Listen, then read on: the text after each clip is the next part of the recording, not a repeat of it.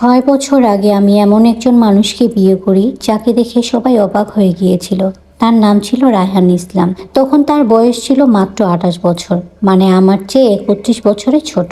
অনেকে বলেছিল এটা নাকি ভালোবাসা নয়, অনেকে বলেছিল সে আমার টাকার জন্য এসেছে, কিন্তু আমি বিশ্বাস করেছিলাম এটাই আমার জীবনের সবচেয়ে সত্যিকারের ভালোবাসা। আমাদের প্রথম দেখা হয়েছিল ঢাকার একটা যোগা সেন্টারে। আমি তখন সদ্য অবসর নিয়েছি, বহু বছর চাকরি করার পর হঠাৎ একা হয়ে গিয়েছিলাম। আমার স্বামী মারা গেছেন, সন্তান নেই, আর সেই বড় বাড়িতে আমি একাই থাকতাম। একাকিত্ব মানুষকে ভেতর থেকে ধীরে ধীরে খেয়ে ফেলে। সেই সময় আমি শরীর ঠিক রাখার জন্য যোগা ক্লাসে ভর্তি হই। সেখানে প্রথম দেখি রায়হানকে। সে ছিল ওই ক্লাসের ইনস্ট্রাক্টর, শান্ত, ধৈর্যশীল, আর হাসলে মনে হতো যেন চারপাশে সব দুশ্চিন্তা দূরে চলে যায়। সে কখনো আমার বয়স নিয়ে হাসিনি, বরং সে সবসময় বলতো আপনি অন্য সবার চেয়ে বেশি শক্তিশালী। আমাদের সম্পর্ক শুরু হওয়ার পর সবাই আমাকে সতর্ক করেছিল। বন্ধুরা বলেছিল সাবধান হও, ছেলেটা তোমার টাকার জন্য এসেছে।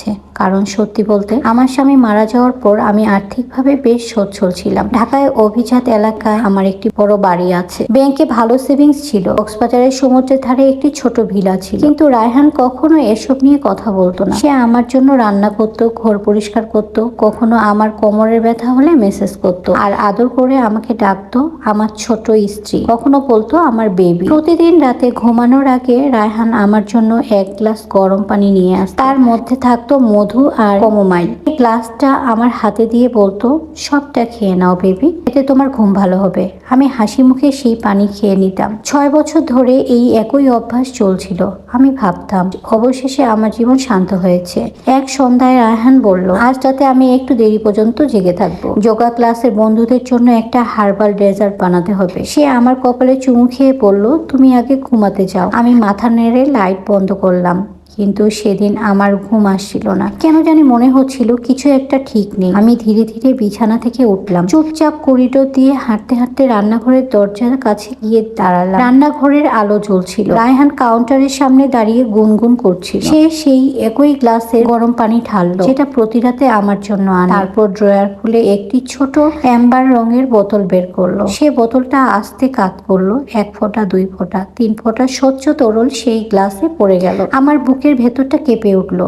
সেদিন রাতে আমি কিছুই বললাম না, কিন্তু আমি পানি খাওয়ার ভান করে সেটা লুকিয়ে রাখলাম। পরদিন আমি একটা প্রাইভেট ক্লিনিকে গিয়ে পরীক্ষা করলাম। 2 দিন পরে ডাক্তার আমাকে ডেকে বললেন আপনি খুব ভাগ্যবান। আমি কাঁপা গলায় জিজ্ঞেস করলাম কেন? ডাক্তার বললেন এই পানির মধ্যে শক্তিশালী ঘুমের ওষুধ মেশানো ছিল। সেদিন রাতে আমি সরাসরি রায়হানকে জিজ্ঞেস করলাম তুমি কি প্রতি রাতে আমার পানিতে কিছু মেশাও? রায়হান কয়েক সেকেন্ড চুপ করে রইল, তারপর মাথা নিচু করে বলল হ্যাঁ, কিন্তু সেটা বিষ না। সে বলল তুমি অনেক বছর ধরে ঘুমের সমস্যায় ভুগছিলে। ডাক্তার বলেছিলেন এই ঔষধ দিলে তুমি ভালো থাকবে। তুমি ওষুধ খেতে চাইতে না, তাই আমি পানির মধ্যে মিশিয়ে দিতাম।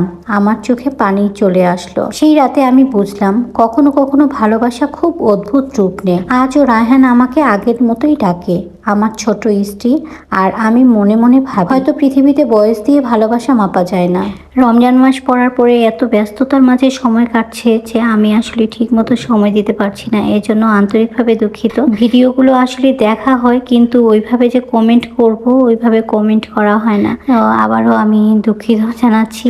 আমি যে ভিডিওগুলো করি সেই ভিডিওগুলো অনেক কষ্ট করে একটু একটু করে আসলে জমিয়ে তারপর ভিডিওগুলো তৈরি করে দেওয়া হচ্ছে। রমজান মাস মানেই তো অনেক কাজ, তারপর আবার সামনে বাড়িঘর পরিষ্কার করা, সব মিলিয়ে আসলে অনেক ব্যস্ততায় সময় কাটছে। তো আজকের মতো আমি আমার ভিডিওটা এখানেই শেষ করছি। যারা যারা আমার ভিডিওতে এখনো লাইক দেননি প্লিজ লাইক দিবেন, নতুন হলে সাবস্ক্রাইব করে দিবেন। ধন্যবাদ। আসসালামু আলাইকুম।